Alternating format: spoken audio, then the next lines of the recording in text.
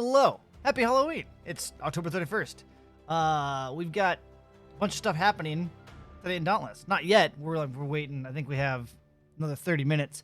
But 1.0.2 is going to launch. And with it, the new Hunt Pass.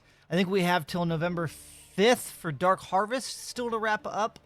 Last year, there was an event that included Twitter. I haven't seen anything yet. I'll still keep an eye out just in case something pops up after today. But there's been... There's some changes. Specifically to Behemoths and to attack speed. New to Dauntless. The Night Hunters and the Unseen have arrived. The Unseen last year were the ones that were the Twitter event where you had to go to the cave and look at stuff and then go to the Twitter account of the Unseen, type in a code, and they sent you a code so you could download a costume. So hopefully that'll happen today. Maybe. Herald in the beginning of the new Hunt Pass, Haunted Shadows. Drive back the darkness or become one with it. The Missing Cat quest was causing problems for players who needed cat present for other quests. It has been removed, and the content reworked to make sure she's always accessible when you need her. The middleman now has an information panel that breaks down the basics of cell vending, including how to combine cells and how to speed up the process. Was it really confusing? I can't remember. I made a video on it that talks about how to do it. I don't remember. Maybe it was. There's a new bounty card for hunting with friends. That's cool. That's definitely cool. This replaces the time-limited Friends Indeed quest and comes in bronze, silver, and gold variants. If you purchase a sigil, banner fabric, or dye in the personality screen, it will now automatically equip. No more clicking around to show off your new style. This is where I'm different than everybody else. I just like to buy things, but I have my own stuff. I don't want the new one, man. Stalker's price. The Rift Stalker hammer has a new unique ammo clip, giving it a flavor it deserves. Oh, really? That'll be cool. Gotta look at that. I like cosmetics, if you haven't noticed already. All basic track content from the Way of the Fist Hunt Pass is now purchasable from the store. Cool.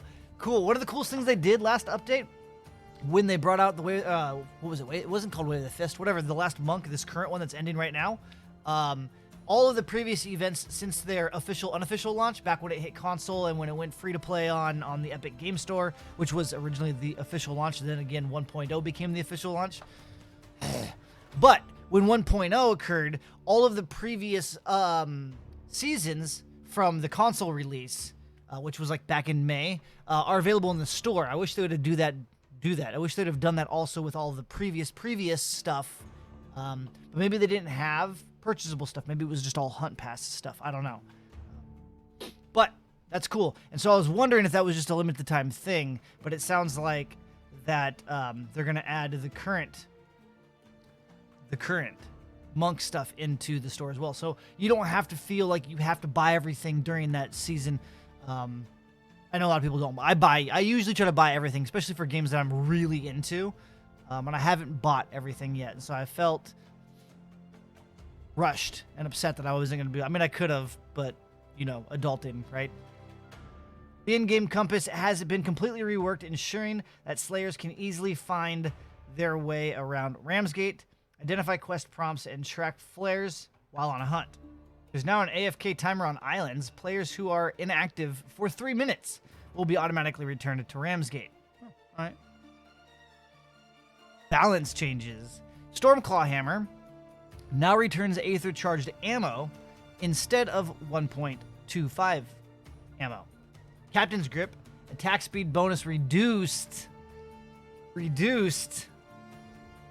down from 20%. Cooldown increased to 22, up from 20 seconds. So it's not going to be available as often, and the attack speed bonus for your team is reduced. Behemoths. A number of behemoths were set to power and resistance levels that did not match the lobby UI. These incorrect values have been adjusted to reflect their intended state. Most notably, all variants of Tempest Storm Stormclaw were significantly weaker than intended and have been strengthened to match their intended levels. Power and resistance affect damage dealt and taken only. No changes were made to total health. So you can still kill it just as fast. They're just going to do more damage. Additionally, we fixed a bug that caused Heroic Plus Behemoths to have weaker power resistance values than intended. Heroic Plus Scrave, Heroic Plus Embermane, and Heroic Plus Skarn now have their intended power and resistance values, bringing them more in line with the expected difficulty for Heroic Plus hunts. Late game players will have a lot more challenge on their plates. The full list of power level changes. So Gnasher is he got stronger. Boreas got stronger. Embermane got stronger. Strike got stronger. Skarn, Charog, Valamir, Karabac, it's all Hero Plus. Stormclaw Dire version, he was 250, now he's 400. The heroic version of Stormclaw, it was still at 250. That's funny. I never noticed. So they just brought everybody in line. He just got adjusted. He was such a little sissy. Riftstalker got nerfed by 25 points. And then the Heroic Plus version got buffed. And then Scrave got nerfed as well. Cells and perks. Attack speed was originally thought of as a function of DPS, but in practice we're seeing it provide sizable boosts to safety due to its ability to frequently proc on-hit effects. We're reducing the magnitude of attack speed granted effects to reflect this. I don't understand. Boosts to safety because of proc on-hit effects? But like, life leech? I don't understand. Ultimately, DPS, it's overpowered. Okay? Sure. We can say, hey, you guys are killing behemoths in like 20 seconds. We need to nerf it. But that's cool. We can say it's because of safety. Conduit. Bonus attack speed reduced to 4, 6, 8, 10. So basically 15 down from 25. The buff duration is increased. We got 2 more seconds of attack speed time, but we lost 10% speed off of Conduit. Molten. Bonus attack speed was reduced to 10% down from 20 by half. Movement speed was also reduced by 13%. Evasive Fury. Bonus attack speed reduced to 20%, down from 25. Bonus attack speed is now active for 16 seconds across all ranks. I believe it was 8 and 16. So if you had plus 4, 5, and 6 of Evasive Fury, it was 16. But if you had plus 1, 2, or 3, it was 8. So that's a good change right here. And that's not a big nerf. Molten was a big nerf. And Conduit...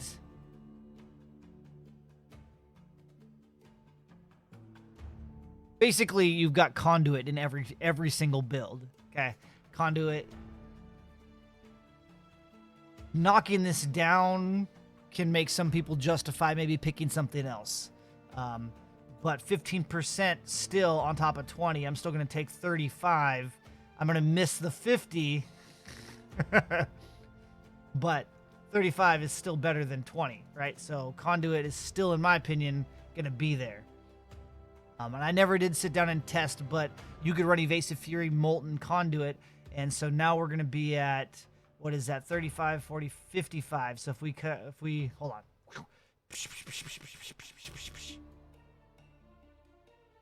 So 15, 10, 20. That's 45 versus what was it? This all stacked, that's 45 versus 25, 50, 70. So 70 versus 45.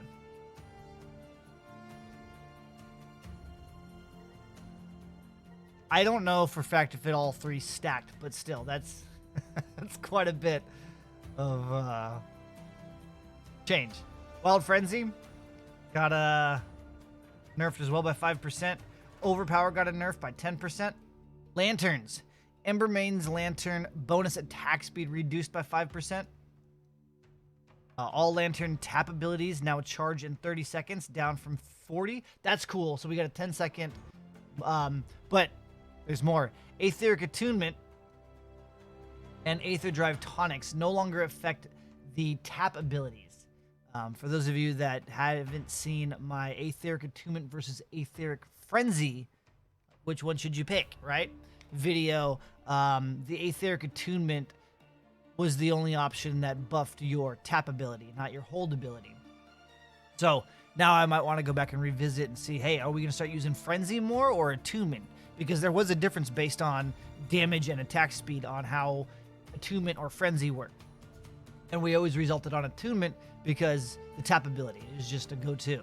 But now that it no longer affects it, is Frenzy going to be a better option on some weapons or some loadouts? Quality of life. Just glancing at it, it looks like a bunch of notes on this first one. So improved performance has been the key goal of 1.02. We'll see. They always say in every patch note that they fix the performance. And one of the things that the frame rate has always been garbage in this game. And I've run multiple. This is my third hardware setup since I've been playing this game, and from AMD to NVIDIA, I'm running currently a 2060 with an i7 processor while streaming, while offline. I've got a 144 Hz monitor now, and I've had garbage stuff, and I haven't seen a single improvement besides the clarity of maybe like the anti-aliasing and stuff. But when it comes to the frame rate, I haven't seen any kind of improvements between the hardware that I've run, or any of their updates of improving performance. You still rubber band in Ramsgate when you jump around. The frame rate gives me a headache sometimes when I'm in hunts. I know my brother can't even watch the stream because the frame rate is so choppy and weird. It's not consistent. It's not like the game will tell me sometimes that I'm running 60 frames when I'm live or 144 when I'm not live, but visually it's not. The game is, I don't know what it's doing, but hopefully this fixes it, because now they're saying, they're giving detail on, normally they always say improved performance. But let's see, so players should see frame rate increases of 20 to 30% improvement on average. So hopefully that'll fix a lot of that. Obviously, it's not a deal breaker for me. I love the game. I play the game. It's just annoying when I go to a game like Remnant, where the frames are consistent and clean and super on point. And even Fortnite has stepped up their game, and it's super clean as well. And then coming back to Dauntless, it's not. So this is all CPU usage stuff. Improved performance when using Molten Edicts, blah, blah, blah. This is all graphics for CPU, improved performance, decreased overall memory usage, blah, blah, blah. I'll have a link below also if you want to come to these notes. So they changed and worked on a lot of stuff here, but most of this sounds like during fights. Just walking around to find the behemoth, it stutters. Again, I'm not going to go through a lot of this other little things, but I'll leave it on screen if you want to look. I'll have a link in the description again down below. But readability is right here. This is just text stuff in game. They've done some navigation changes to help clear it up. User interface. Ooh, this is a big one. This is a big one. Added the ability to disable automatic reload on repeaters after running out of ammo. That's crazy. I thought that was purposely intended. When you're reloading, you can't dodge. And so a lot of people that are using... Repeaters are one of the hardest guns or weapons in the game, in my opinion, to maximize, right? Everybody thinks it's the safest because it's ranged, but it's not ranged. And one of the things you get penalized for quite a bit is when you shoot your last bullet, you automatically go into reload, and then you can't do anything. And if the behemoth attacks, you just take the damage. Hence why a lot of people stay outside the range, which is then now not getting maximum damage. Or, yeah. So now you can turn that off. That's going to be cool. And then the patrol chest on-off toggle will now remember your previous choice. That was an issue that was brought to my attention. I didn't realize that. Gameplay. They increased the size of the interaction box for the Aether vents to more accurately match the model. Scrape's projectile attack has a new arc, and the visual effects are now easier to read on snow maps. Teammates in your hunt will now show up on your compass with a screen edge hint when you're facing away from them. This should make it easier to locate. Because flares and the white dots on the compass are not already easy. But teammate player names now only fade when they break line of sight behind a wall. Okay. Character quitting the game before completing the tutorial will no longer make you redo character creation. Decrease the likelihood of emotes not interacting with objects when using a feminine body type. I'm not going to go ahead and read all the bug fixes, but I'll leave them on screen. Just as a friendly reminder, I stream daily over on Twitch at twitch.tv/SlyGumbi between the late night hours of 8 p.m. till about 2 a.m. Pacific Standard Time. We'll be doing a ton of Dauntless in the next week due to the new Hunt Pass. I also have a Twitter, so follow me there at SlyGumbi for news, updates, and goofiness. We have a Discord, link will be in the description below, with a ton of other Dauntless links. And then I have a website, SlyGumbi.com. Fixed an issue, I just saw Pike. Light attack combo damage would reset after each heavy attack, leading to less damage per attack when weaving. Okay. That's some gameplay bug fixes. Yeah, fixed an issue where Molten could trigger off non-direct weapon damage. Lantern damage? Yeah, I thought that was... I don't know. Okay. Okay. There's a lot of things that I didn't know. Equipment. Fiery Helm was missing from the part of its mask. Player models. Apps. Personality. The login out emote, you can fall through the floor. Suckers. I don't have it, I'm sad. Stability.